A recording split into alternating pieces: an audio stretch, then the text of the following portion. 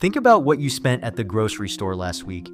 Now think about what that same cart of food cost in 2019. According to the USDA, food prices have risen 34.6% since before the pandemic. That means a grocery run that cost $200 in 2019 costs you $269 today.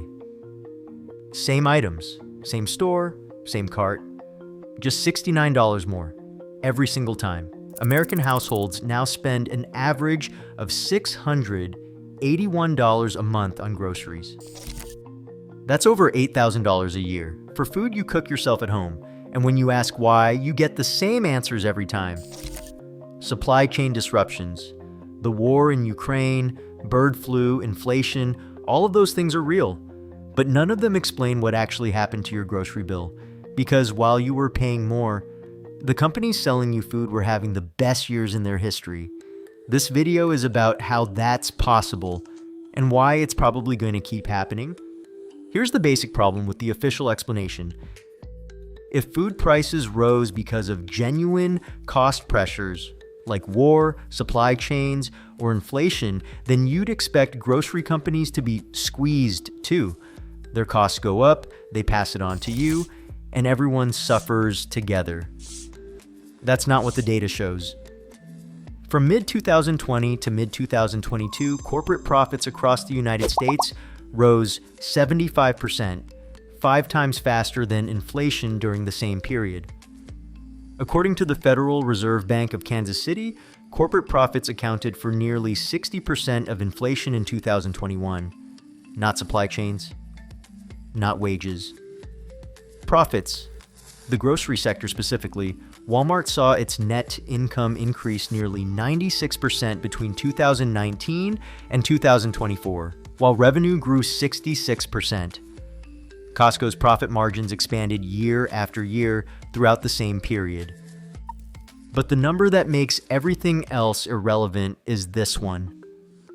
Cal-Maine Foods is the largest egg producer in the United States.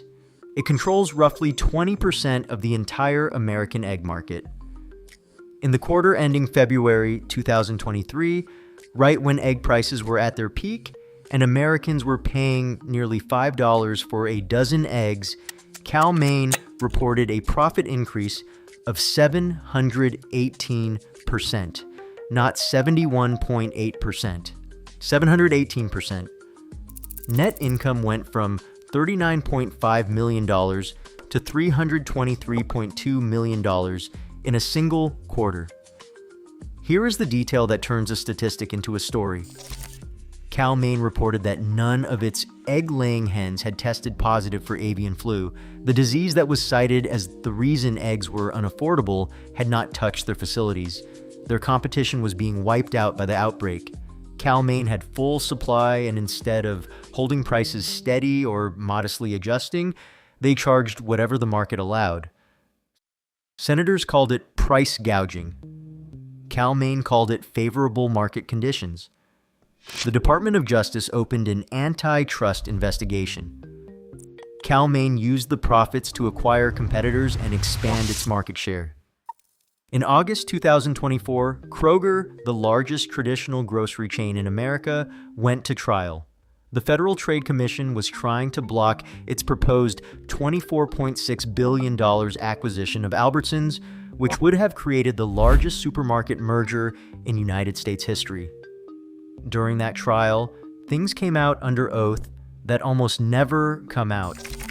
Andy Groff, Kroger's senior director of pricing, was shown an internal email he had written. The Federal Trade Commission walked him through it.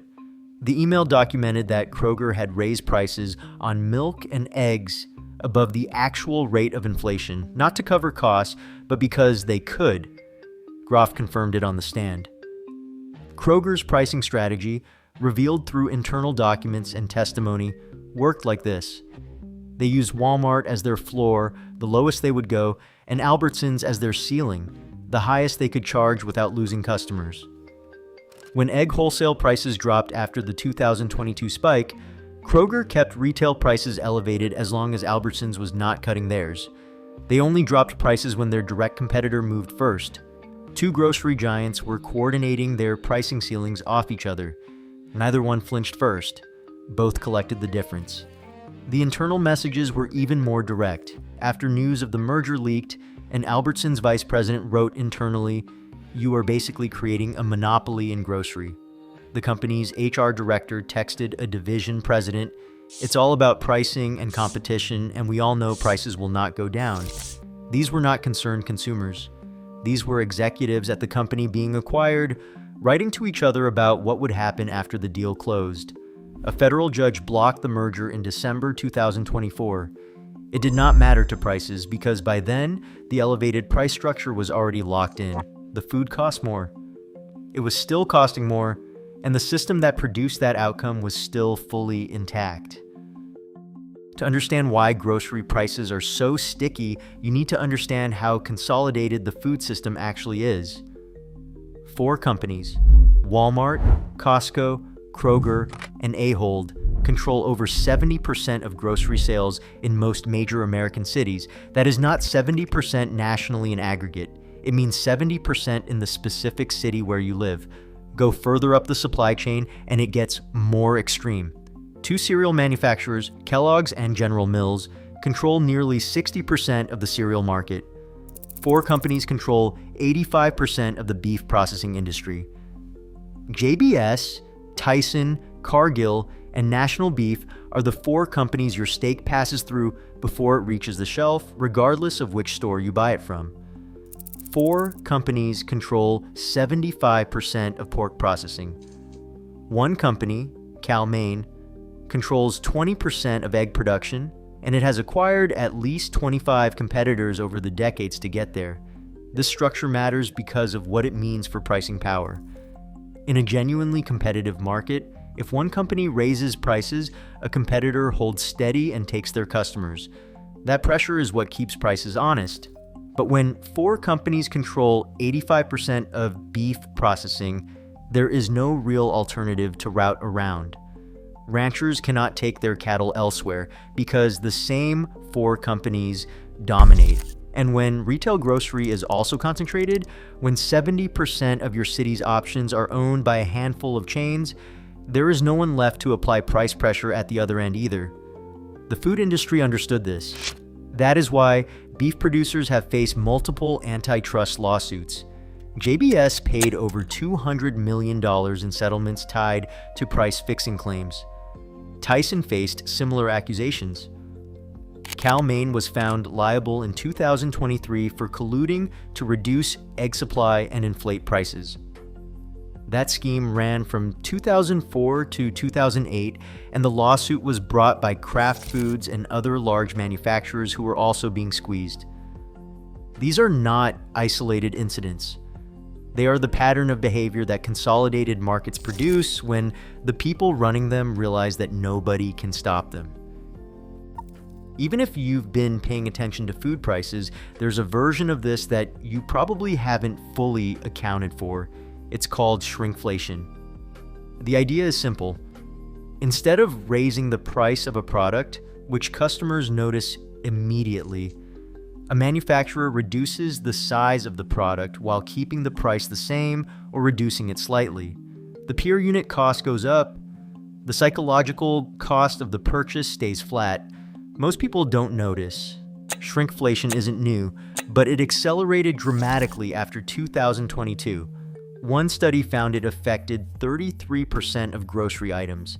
Among snack foods specifically, up to 38% of items saw their per unit price increase through size reduction. The UTZ case is the clearest example. The company's CEO admitted in earnings calls that changes to what he called price pack architecture, a corporate phrase for making things smaller, accounted for 20% of the company's price inflation. And the company's own earnings report stated that these pricing actions helped boost gross profit margins by 25%. General Mills shrank the family-size box of its cereal from 19.3 ounces to 18.1 ounces while raising prices 12%.